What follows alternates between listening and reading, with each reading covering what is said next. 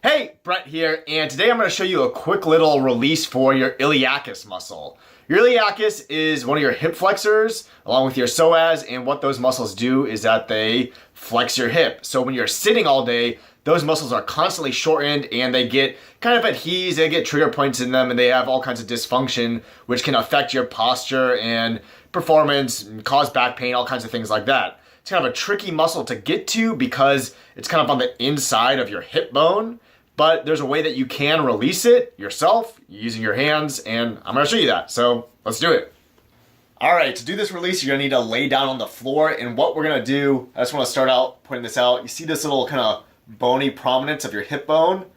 Mark that point because we're gonna be working there later on. So you can kind of see mine right there. What you're gonna do, lay down with your knees bent, place your knees together. So that's gonna shorten and kind of relax those muscles, and then you're going to take your thumb and kind of hook it, feel that bony part of your hip bone, and then you're going to kind of hook it in and around. You can even use your other hand to kind of help support so you're not putting a lot of stress on your thumb, and you can kind of cross fiber, push your thumb up and down, kind of feeling for some muscle, and typically when you hit it, you're going to feel a little bit of pain and discomfort because it is going to be hypertonic. There's going to be little adhesions that kind of light up on you, and I'm on one right now. So once you do that, you're going to take this leg that you're working on, and you're just going to slowly slide the heel down, lengthening that muscle. Once you get down there, you're going to rotate from the hip right here, well, from your femur basically. You're going to rotate out, rotating that femur out, and then back in, nice and slowly. It's going to kind of shift the muscle back and forth, cross-fibering it. And you can even move your thumb up and down.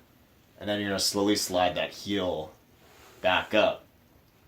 Sometimes that can be kind of tiring on the thumb, so another way you can do it is by taking if I'm doing the right hip, or the right iliacus, I'm going to take my left hand, and I'm going to take it and just kind of, again, feel for that bony part. It's right there.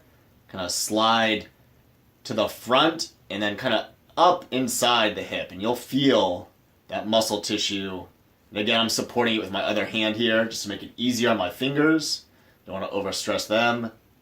And I'm going to slowly slide down, rotate,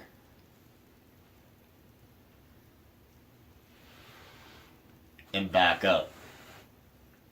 And then slowly release on an inhale. You can do that release a couple times, just kind of sinking in, cross-fibering a bit, going down, rotating out and in, and then back up. Don't do it more than, I don't know, say 3-4 minutes, something like that. And then afterwards, you can get up into a stretch to lengthen the muscle tissue actually after you break up those adhesions. So let's go ahead and do that. To do the hip flexor stretch, you can do it up against a wall or with a chair. So I'm going to show you with the chair here. Got that there. I'm going to put my ankle up on the chair, and you see how my back is really arched right here? I'm going to bring my front foot forward, and then I'm going to try to keep my spine in a neutral position, not overarching that lower back, and squeezing this glute. And I'm going to kind of try to push my hips forward, increasing that stretch while maintaining that neutral spine. You can do it there with the chair, or you can do it up against the wall, sticking your ankle up against the wall. Get your knee as close as you can to it, and then bring that opposite leg forward. And again, squeezing the core, keeping that neutral spine, and squeezing that glute, and pushing the hips forward. And you'll feel a nice stretch through the whole from the hip, even into the quads, because we are stretching those as well. Just take deep, full breaths here. To get some variation, you can reach your arms overhead and then even get into a little side bending and rotation to get some variation in the stretch. You can hold this for a minute or two, just breathing, trying to let go of any tension there in the hip, and again, squeezing that glute a little bit, pushing the hip forward, getting a little bit of variation in the stretch, and that's going to help loosen up those hip flexors a ton. We just worked manually the iliacus You also want to do the psoas. I'll be showing you that in another video later on, but give it a try. You're going to feel it light up on you. You're going to feel a lot of little areas of tension, adhesions, and trigger points. Just slowly work on those areas until they're a lot less sensitive and getting your muscle tissue back into proper working order. All right, let me know how it goes in the comments, and if you want to keep up to date with all kinds of good stuff to keep your body and mind healthy and working as best it can, go ahead and subscribe to my channel. All right, until next time, have a good one.